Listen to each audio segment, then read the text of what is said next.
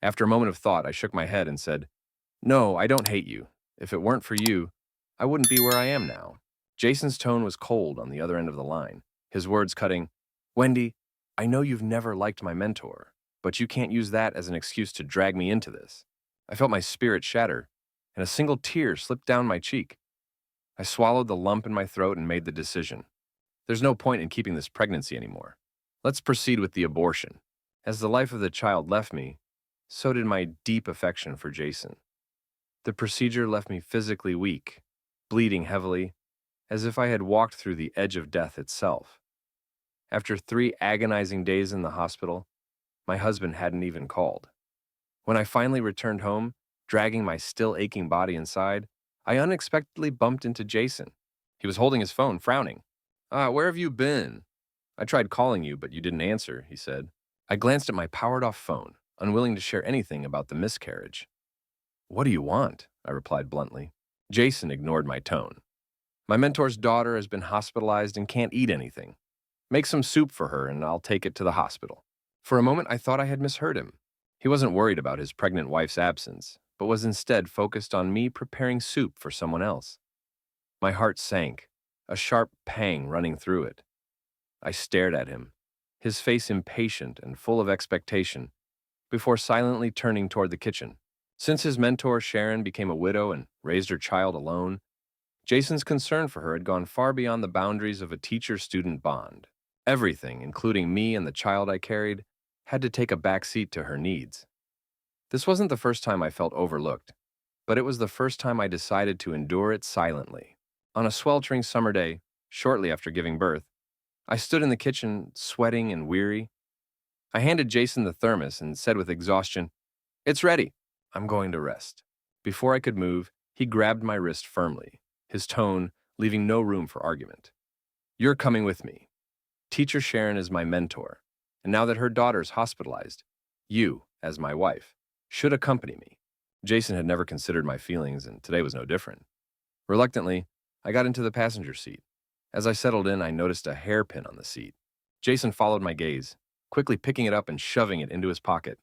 "She must have dropped it when I drove them to the hospital," he explained hurriedly. "I'll return it later." Sharon had chosen to sit in the passenger seat, leaving her sick daughter in the back, a choice that didn't make sense to me. But instead of challenging him, I simply nodded. "Hurry to the hospital." "The soup will get cold," I said, my tone calm.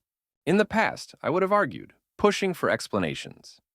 But those outbursts only ever highlighted Sharon's graceful demeanor, making me appear irrational. Over time, my heart, pierced repeatedly by Jason's indifference, grew cold. There was no point in wasting energy on someone like him. When we arrived at the hospital, a little girl ran toward Jason, throwing herself into his arms. "Daddy, Jason, you're finally back!" Her words stunned everyone present. I froze, inhaling sharply. Jason looked at me, his face tense, as if he wanted to explain but didn't know how. He didn't deny her words.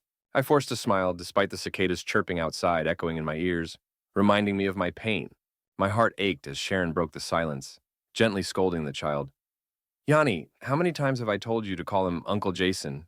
"No, I want Uncle to be my daddy," Yanni cried out. Jason's face softened, his eyes filled with tenderness I had never seen before. The sight was like a knife to my heart, each breath laced with bitterness. Jason and Sharon stood on either side of Yanni, looking like the picture-perfect family. When Jason handed her the soup, Yanni accidentally spilled it. The hot liquid splashed across my leg, leaving my bare calf red and burning. Yanni cried, complaining, "It's spicy!" Sharon embraced her daughter, tears brimming in her eyes, and turned to me. "Wendy, I know you disapprove of us, but how could you be so cruel to a child?" Jason stepped between us, his eyes stormy. "Wendy, what did you put in the soup?" "It's normal chicken soup, just a bit of pepper for flavor," I replied evenly. "What's the need for pepper in a child's soup?" Jason pressed on, his voice rising. Even though I knew nothing I said would change his mind, I couldn't suppress the ache of his accusations. My calf throbbed painfully, but I refused to cry. "Clean up the mess and make another batch," Jason demanded harshly. As we argued, the nurse entered and asked, "Who is Yanni's guardian?" Jason and Sharon stepped forward together, their faces etched with concern. The nurse explained, "The child has a mild mycoplasma infection. The fever has subsided, but we'll need to keep her here for a few more days to administer fluids." They both nodded, and Jason immediately offered, Teacher, you take care of the child. Don't worry about the hospital bills. I'll handle everything. Sharon's eyes glistened with tears, and Jason patted her shoulder reassuringly. However, when he turned to me, his expression turned icy. Wendy, apologize to the teacher and Yanni, and let's put this matter to rest. His words were like a dagger plunging into my chest, far more painful than the burn on my calf. I stared at the man I had loved for 6 years, my heart heavy with despair. My pale face broke into a bitter smile. Fine, I'll apologize. Tears threatened to spill, but I stubbornly refused to let them fall. A man like him wasn't worth my pain.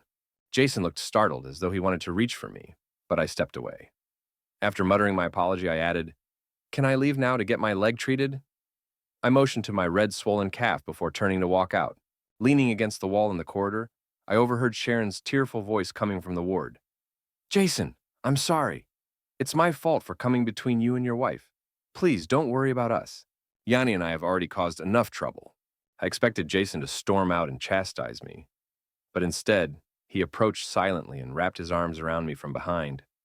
He placed his hand gently on my lower abdomen and said, "Wendy, why can't you be a little more understanding? Teacher Sharon has done so much for me, and now she's raising her daughter alone after losing her husband. We'll have our own child soon, and we can live happily as a family of 3. I scoffed, pulling away from his embrace. "You know I'm pregnant, yet you wake me up in the middle of the night to fetch clothes for her and her daughter.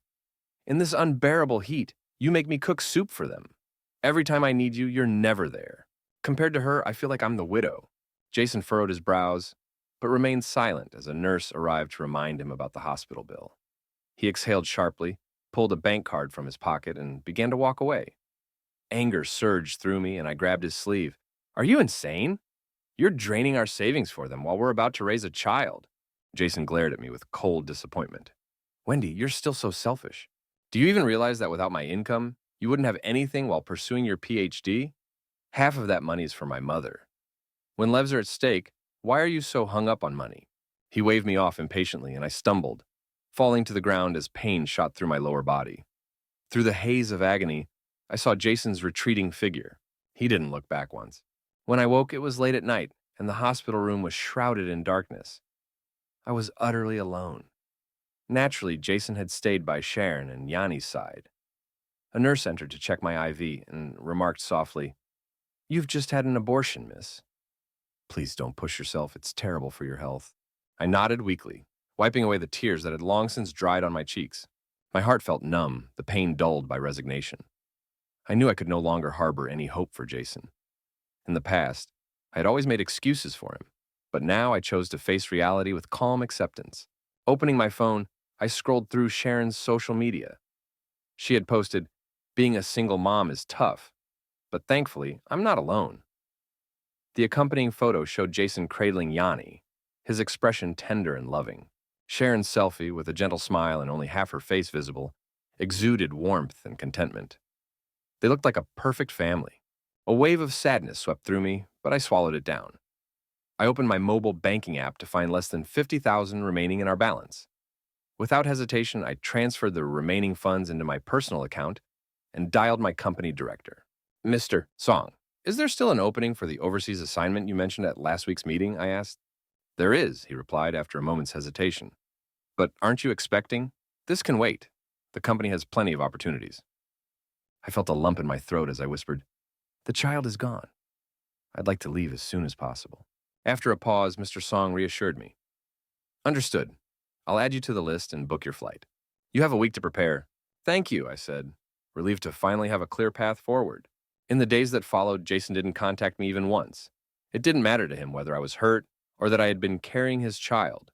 In the past, I would have caused a scene, shouting and demanding answers. But now, I remained composed. I overheard the nurses discussing Yanni's fortune. "Her parents are so devoted. Her father brought supplements, toys, and even a necklace for her mother the other day," one of them said. Checking Sharon's social media again, I saw the necklace she now wore was the very one I had once told Jason I liked. But this time, I felt no anger, only a quiet acceptance. I had nothing left to give to a man like Jason. I headed home straight from the hospital to pack my belongings. The house remained unchanged from the day I had left. Jason hadn't returned and likely didn't even know I had been hospitalized. In his study, I found his prized limited edition stamps and commemorative coins and sold them online, raising the 100,000 yen he had taken from me. Then I threw away our photos, burned the handwritten marriage certificate he had given me, and placed my plain wedding ring on the coffee table. I meticulously erased all traces of myself from the house. Finally, I signed my name on the divorce papers. Unable to reach Jason by phone, I went to the hospital. From outside the glass window, I watched him bustling about, a familiar ache rising in my chest. At home, Jason never lifted a finger, not even to fetch me a glass of water when I was unwell. Yet here he was, tirelessly tending to others without showing the slightest fatigue. I knocked on the door and Jason stepped out, frowning slightly in irritation. "Where have you been all these days? It's summer and Yanni's clothes need washing. Go buy her some new ones," he ordered. Perhaps noticing the sweat on my forehead, he grabbed an apple from the ward and shoved it into my hand. I lowered my gaze, hiding the emotions swirling within. We had been married for 3 years, and he still didn't remember that apples gave me severe allergic reactions. Without a word, I pulled out the divorce agreement and unfolded it. "Let's get divorced." Jason snorted as if I had told a joke. "Don't make things worse. We're busy here," he said, waving me off impatiently. "I'm not causing trouble," I replied, smiling faintly as I handed him a pen. "Let's finalize the divorce." He froze for a moment, his face stern, then scrawled his signature across the papers. "Fine. Now go to the children's clothing store across the hospital and buy some clothes for Yanni. Hurry up." I turned and left. Back home, I gathered my luggage and placed the divorce papers and our marriage certificate together on the coffee table. "Jason, this is where it ends," I whispered to myself. The summer heat clung to everything as Jason kept vigil by Yanni's bedside for several days. His disheveled appearance became unbearable even for Sharon, who feigned concern. "Jason, why don't you go home and rest for a bit?" she suggested. Jason hesitated, glancing at the blank chat history between him and me. Words of refusal caught in his throat as unease crept in. He hadn't heard from me in days and had no idea how I was managing in my condition. "I'll go home for a bit. If you need anything, just message me," he finally said. As he turned to leave, Sharon's graceful face softened. Her eyes, brimming with emotion, held him for a moment. "Jason, Yanni's hospital fees need to be renewed," she reminded him gently. Jason stiffened but nodded, understanding her unspoken request. Suppressing any conflicted feelings, he walked to the counter to pay the bill. When he swiped his card, he was told the balance was insufficient. Confused, he rushed to a nearby bank to check his account and discovered that all the money had been transferred out. Panic surged through him as he sped home, his heart pounding relentlessly. When he opened the door, he was met with silence. The house felt eerily empty. Rushing to the bedroom, he saw the neatly folded quilt and realized that everything belonging to me had vanished. Desperate, he called my number, only to hear the automated message that the phone was turned off. Wandering around the house in a daze, he eventually noticed a cardboard box on the coffee table. Hands trembling, he opened it and found the signed divorce papers inside. Beneath them was a single sheet of paper, a medical record. The word miscarriage struck him like a bolt of lightning. Memories flooded back. He remembered the call I had made that day, my voice trembling with tears as I begged him to come home because I was bleeding heavily. But he had dismissed me, assuming I was being jealous again, and stayed at the hospital with Sharon and Yanni. Realization hit him like a ton of bricks. His face turned pale as he recalled my fragile appearance during our last meeting. A sharp, unbearable pain surged through his chest, and tears welled up in his eyes. He punched the wall in frustration, his knuckles splitting open, yet he didn't feel the physical pain. The emotional agony far outweighed it. At that moment, his phone buzzed. Sharon's name flashed on the screen. He picked it up, and her voice came through, soft yet pointed. "Jason, why hasn't the hospital bill been paid yet?" Sharon's voice, now tinged with irritation, broke the silence. "The nurse is here to remind you. Yanni is still asking for soup. Can you get Wendy to make some? And add vegetables. They'll help her recover." Jason's face darkened, his expression growing stormy. Not getting a response from him, Sharon pressed on, her impatience evident. "Are you even listening? What's wrong with you?" "Say, get out!" Jason suddenly exploded in anger, his voice booming. Without waiting for a reply, he hurled his phone against the wall, shattering it into pieces. When I first arrived in Paris, I couldn't sleep at all. My broken heart and the time difference kept me awake. Even when I did manage to drift off, my dreams were haunted by the memories of our first meeting. Back then, my family hadn't yet faced bankruptcy, and I was living abroad, squandering my time on indulgent pleasures, without any real purpose or thoughts of the future. I spent my days wandering the streets of Saint-Germain, watching the sun dip below the Seine and feeling an unshakable emptiness. It was during one of these aimless days that I encountered Jason, sitting in the corner of a bookstore. He was immersed in a book, surrounded by towering stacks of volumes. The shopkeeper, an elderly man, chuckled when I asked about him. That young man has been here 3 days in a row, reading from morning till night. Sometimes he doesn't even eat.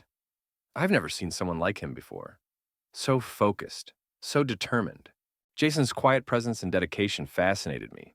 He was nothing like the carefree students I was used to. Though he simply sat there, his calm energy exuded strength and ambition. For the first time in a long while, I felt reassured by someone's mere existence. Later, I learned that he was only in France for a short academic exchange program. Determined to be close to him, I withdrew from school and followed him. After a year of persistence, Jason finally accepted my feelings, though his response was stoic. For 6 years, I loved him with all my heart, giving selflessly to our relationship. But now, those memories felt like a cruel joke. Waking up in tears became routine, so I buried myself in work instead of trying to sleep. 2 months of relentless effort finally paid off. My first project as lead manager secured a major deal, and after negotiating with investors, I found myself waiting alone by the roadside for the company car. The air was crisp, the autumn leaves swirling in the breeze as the sun dipped below the horizon, casting a golden glow through the clouds. Wendy! I turned to the sound of my name and saw Jason. He looked nothing like the man I once knew. His posture was slouched, his eyes bloodshot, his face gaunt and covered in stubble. Even his clothes were wrinkled and unkempt. I intended to walk away without a word, but he reached out and grabbed my arm. I'm here to apologize, and he began, his voice soft and pleading. I won't help Sharon and her daughter anymore. I've repaid my debt to them. Let's start fresh. There will be no one else, just us. We'll focus on our little family and have another child. What do you say? I scoffed, a bitter smile tugging at the corners of my lips. You care about me and our child now? Where was that concern when I nearly miscarried and asked for your help? But you dismissed me as unreasonable. Where was it when you woke me in the middle of the night to care for Sharon and her daughter, or made me cook for them in the sweltering heat while I was pregnant? Jason's pained expression faltered as I continued, mercilessly recounting the ways he had failed me. Why didn't you think of our child then? Wendy, I know I was wrong, he pleaded, his voice cracking. I'll change. I won't make those mistakes again. The setting sun cast a warm glow on his face, highlighting the tears pooling in his eyes. Once, I had adored the way he looked at me, but now his gaze only filled me with revulsion. You've caused me pain that words can't express. How could I ever forgive you? I said coldly. Jason bent down, his shoulders shaking as he silently begged for another chance. But I felt no pity, no lingering affection. I had given him countless opportunities to prove he was worth my love, and he had squandered everyone. Now, his heart-wrenching display only left me numb. Wendy, please, he whispered, reaching for my hand. The company car pulled up, and I stepped inside without hesitation. As the door closed, I heard his anguished cries, but I didn't look back, not even once. A week later, I came across a video online.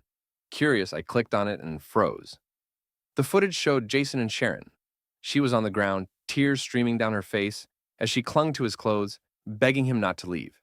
Jason, jaw clenched, tore himself away from her and walked off. The video quickly went viral, sparking heated debates.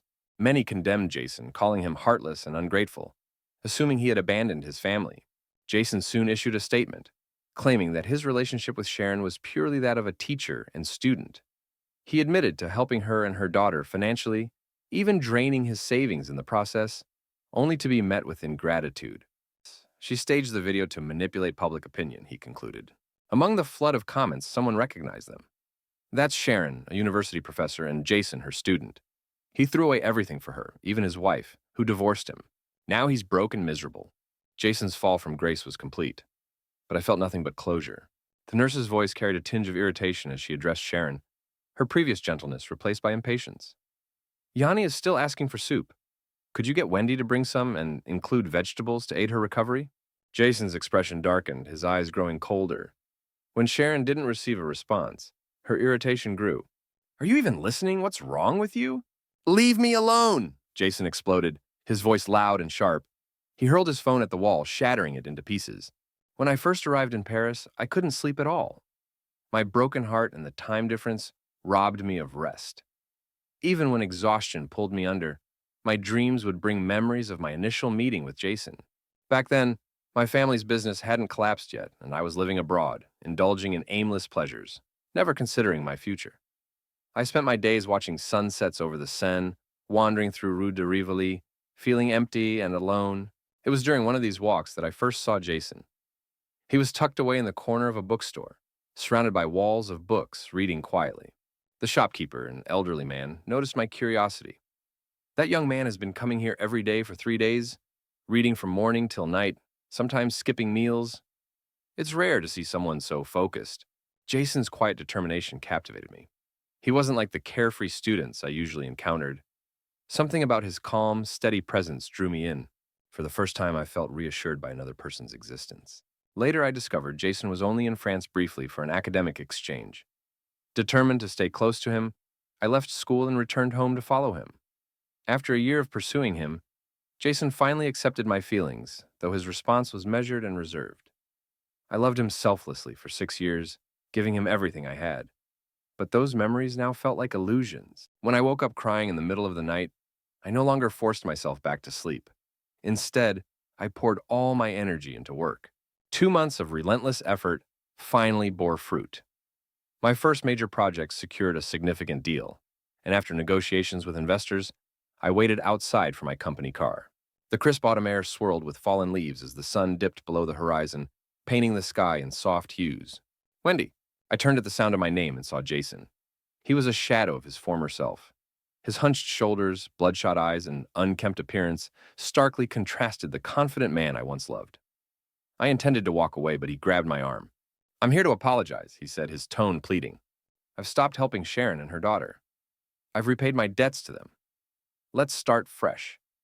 There will be no one else, just us. We can rebuild our family, have another child. What do you think?" I scoffed, a bitter smile forming. "You're concerned about me and our child now? Where was this care when I begged for your help while miscarrying? Where was it when you woke me in the middle of the night to help Sharon and her daughter, or forced me to cook for them in the summer heat while I was pregnant?" Jason's pained expression faltered as I continued, my words cutting. "Why didn't you think of our child then?" "Wendy, I know I was wrong," he said, his voice trembling. "I'll change. I'll never make those mistakes again." The golden glow of the setting sun illuminated his tear-filled eyes I once adored. But now, they evoked nothing but disgust. "You caused me pain that can't be undone. How could I ever forgive you?" I said coldly. Jason's shoulders slumped as he silently pleaded for another chance. But I felt no sympathy, no warmth. I had given him countless opportunities to prove his worth, and he had failed every time. His sorrowful display only left me numb. "Wendy, please," he whispered, his hand reaching for mine. The company car pulled up, and I stepped inside without hesitation. As the door closed, I heard his heartbroken cries, but I didn't look back. A week later, a video went viral. In the footage, Sharon was on her knees, clutching Jason's clothes, tears streaming down her face. Jason, his jaw clenched, shook her off and walked away. The video sparked heated debates, with many condemning Jason as heartless and ungrateful. In response, Jason issued a statement. He clarified that Sharon had only been his mentor, and that his assistance had been driven by respect for their teacher-student relationship. He admitted to exhausting his savings to help her and her daughter, only to be met with ingratitude. "She orchestrated this video to manipulate public opinion," he wrote. "Some viewers recognize the pair. That's Sharon, a university professor, and Jason, her student. He threw away everything for her, even his wife, who divorced him. Now he's broke and miserable. The day my investment project launched, I returned to my country for the celebration banquet. Wearing a mermaid-style gown and high heels, I exuded confidence. At the entrance, I unexpectedly ran into Jason. His eyes widened in astonishment, quickly replaced by a shadow of regret. "What do you want from me?" I asked coldly. "I'm in a hurry." Jason forced a bitter smile. "I just wanted to say a few words." He looked frail, his frame thinner, his once proud stance reduced to something pitiful. "I used to think you were selfish and shallow, but now I realize Sharon only used me to pay her debts. I was blind to your pain, and for that, I'm sorry." I watched him, my heart unmoved. His trembling voice and sorrow no longer affected me. "You were never worthy of being my husband, let alone the father of my child," I said with finality, turning to enter the banquet. Behind me, his choked sobs faded into the background. Later that evening, I stood on stage under the spotlight, addressing the crowd. 6 months ago, I was trapped in a broken marriage, devastated by my husband's betrayal. But when I distanced myself from those who drained me, I realized how vast the world truly is. I still have dreams to pursue, and my life is worth more than he ever made me believe. Tears welled in my eyes, but they were not of sadness. Thank you all for your support. Life is not only about sorrow, there are still dreams to chase and horizons to reach. I will write my own story, one vivid chapter at a time. Applause filled the room as I stepped off the stage, ready to embrace the future I had reclaimed for myself.